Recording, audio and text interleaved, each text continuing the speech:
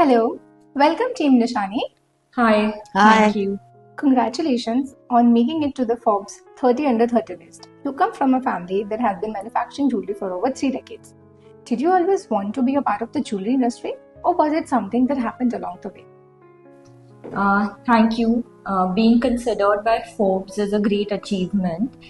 And yeah, I think I always wanted to be a part of this industry because I have grown up around this environment.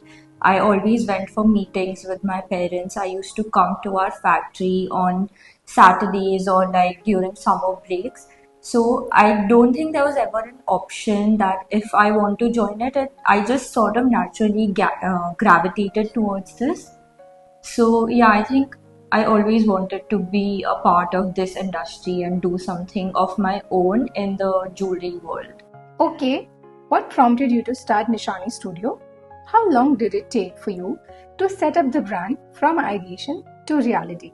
Yes, I think that her journey started for her brand dream when she was 15 years old. She came to the factory and she created a collection, she created a website, she created the packaging, everything for her own brand. And worked with the designers, had all the jewelry made.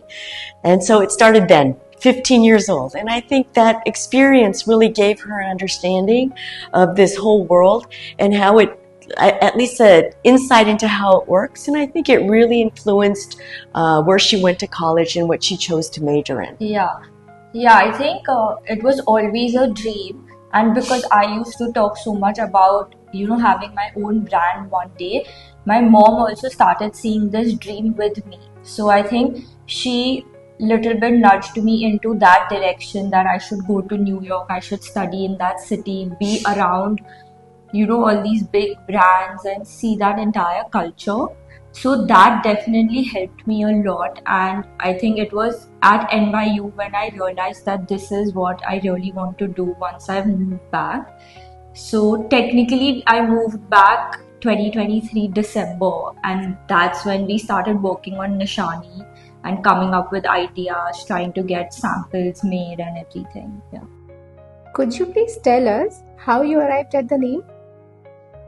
That's a funny story. We actually were just thinking of what we should name it because all we knew was that it had to be a part of both of us, like it had to have significance to the both of us. So we initially thought, let's combine our names and come up with a name, but then we couldn't come up with anything because I think you were trying to look for like an English, an English meaning, and I was trying to look for a Hindi meaning. And since my name is Indian and hers is American, we couldn't really come up with a word. So then we were just scribbling on paper. I think you were trying to write like meanings and right, of what we wanted the brand to mean. Because I think that connection of the brand name and the meaning is very important. Yeah. So then just one day I was just scribbling and I wrote her last name, my first name, and then we came up with Nishani, and I think that moment itself we knew that this was the right fit for our brand. Yeah. Because also the meaning. Yeah. So everything came together. Leaving a mark, and that's what we wanted to do with our brand. Yeah. Okay, that's great. What prompted you to introduce such high level of customization where every lock and chain can be picked up by the customer? What other customizations can the customer expect from Nishani in the near future? So I think what we realized before starting this brand was that jewelry was very stagnant, and clothing and other fashion industries were evolving much quicker than fashion jewelry. So I think it wasn't just realizing, it was just knowing ourselves that you've got 5 necklaces that have to go on 100 different outfits. So. Yeah. And like we would buy clothes for different occasions, but then we would have to wear that same old jewelry again and again. And also customization, I feel like, is very important for the younger generation because it adds meaning, it adds more value. Yeah. So we wanted to create something that like would go with everything. You could change the look of it and wear it for different occasions. Mm-hmm. Plus, okay, so the customization part, I think that over the almost 40 years of manufacturing jewelry for jewelry brands, we've created or learned a lot of nice techniques and whatnot. And I think I encouraged her that she should start by understanding our capabilities, introducing that into her collections. Yeah. Okay, that's great. Why did you pick the gold-plated silver segment, vice versa, gold, or the fashion segment for your brand? I think because I personally feel like we wanted to give something that was more sustainable, also a bit more realistic for the younger generation to buy. Gold is getting so expensive that we can't really keep on buying new things every time we want to, wear new designs. So silver was a good in between sort of a metal, which is sustainable, which also has good value, and at the same time you can still keep on buying new things and adding to your collections every time. Yeah, it's a precious metal too. Yeah. So their value, it retains a value. So Yeah. you can make an investment in silver as well. Yeah. And then brass, on the other hand, is more cheap, and you can't really take care of it for a long period of time. Like over time, it doesn't it'll start to wear off. So I guess that's why we stuck to silver and gold plated. And who is your ideal target audience? Our target audience, I would say, is primarily people in the age group of 18 to 40.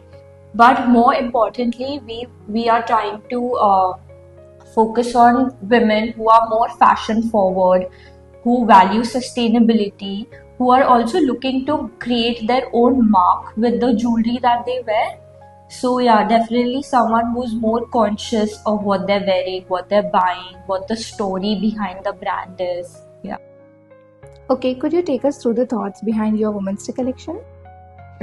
I think that what I really liked about her piece is they're like the bracelet she's wearing, it says, "I'm a boss." So it's the empowerment of women to believe that they can achieve and to proudly wear it and show it to the world. Yeah, it's a very bold collection. It's a very small collection, but at the same time, it's very meaningful because we are trying to encourage women, empower them, and yeah, it's a very bold. Okay, does the company go out of the way to create opportunities for women? Yes. Yeah. Well, it was actually my dream from 1986 that I'll come to India and employ women. But it took a long time because women were not really in the workforce at that time. They were mostly housewives. So in the last maybe 10 years, we've really put our efforts into bringing women into our company, actually training them in jobs that were traditionally only for men. And it's been very successful. Some of our factories now have a percentage of women that are almost maybe like 25. Yeah, average across all our factories is 25%, but some of our factories are higher than that, which I'm really proud about. Yeah. And like another surprising thing is that jewelry is a very feminine product, but still the industry is so male oriented. Yeah. So I think that's one thing that we always wanted to change. And similarly for Nishani, we definitely prefer working with women because we feel like women understand what other women want better than men. And how do you plan to grow the brand in the next 5 years? So our short-term plan, I would say, is to make Nishani an omni-channel brand first. I think we'll be doing a lot of exhibitions. We are also doing a pop-up in Bombay. So we are trying to, get some physical presence out there, trying to get to know our customers personally is our next plan.